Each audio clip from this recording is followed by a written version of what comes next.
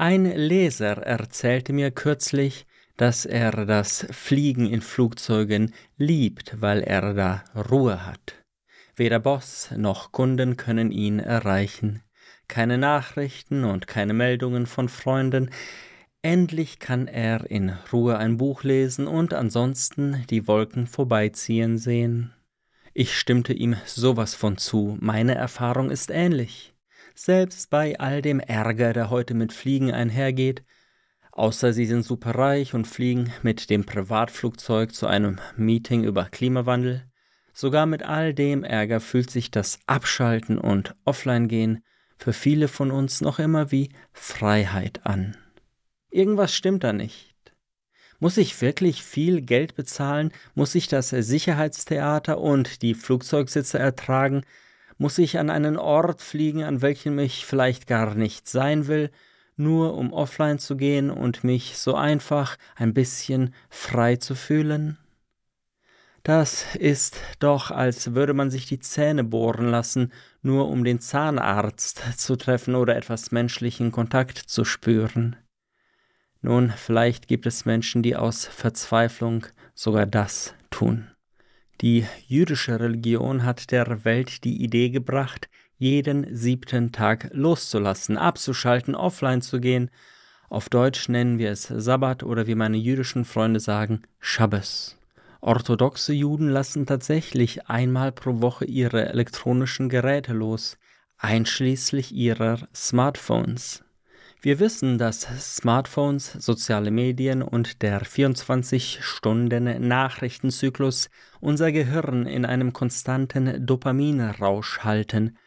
Im Grunde sind wir high und süchtig wie Junkies.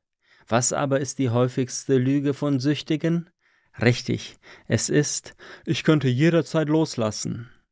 Einmal in der Woche sagen orthodoxe Juden, natürlich könnte ich loslassen, wenn ich wollte, aber um sicher zu gehen, tue ich es jetzt wirklich.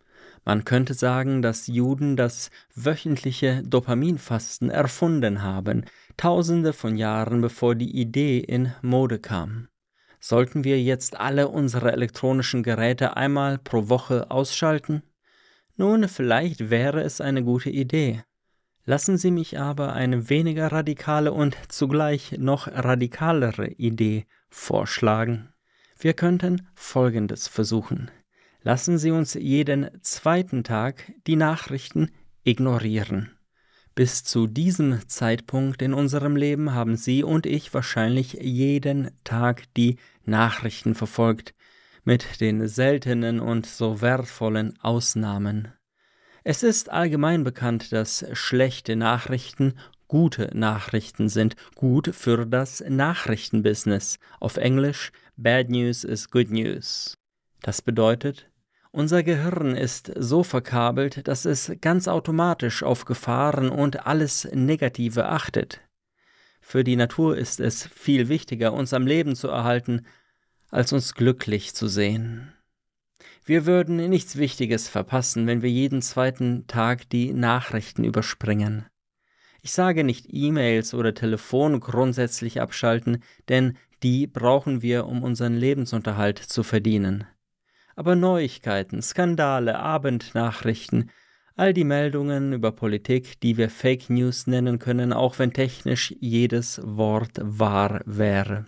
Der Fake-Teil ist die implizite Behauptung, dass man sich jetzt und täglich darum kümmern muss. Ich will es versuchen. Ich weiß nicht, wie lange ich es durchziehe, vielleicht für eine Woche, vielleicht ein Leben lang, wahrscheinlich eine Zeitspanne dazwischen. Jeden 2. Tag will ich versuchen, meinen Blick von Politik und Skandalen abzuwenden und meine Aufmerksamkeit dem zuzuwenden, was mir noch wichtiger ist. Darunter alte Weisheiten und Fragen zu dem, was den Menschen wirklich ausmacht. Etwas an diesem Plan ist beängstigend. Ich werde nicht leugnen, dass ich nervös bin ob dieser Idee. Aber wovor habe ich da Angst? Was macht mich da nervös? Ist es bloß die Furcht, etwas zu verpassen? Da ist noch etwas auf einer ganz anderen Ebene.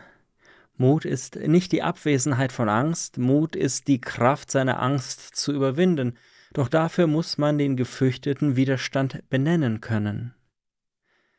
Ich stelle mir also vor, jeden zweiten Tag die Nachrichten zu überspringen, und eine Frage kriecht hoch, die mich spürbar nervös werden lässt, die mir geradezu Angst einflößt, und diese Frage lautet: Was wird sein und welche Konsequenzen werde ich ziehen, wenn sich herausstellen sollte, dass ich mich an Tagen ohne Nachrichten glücklicher fühle?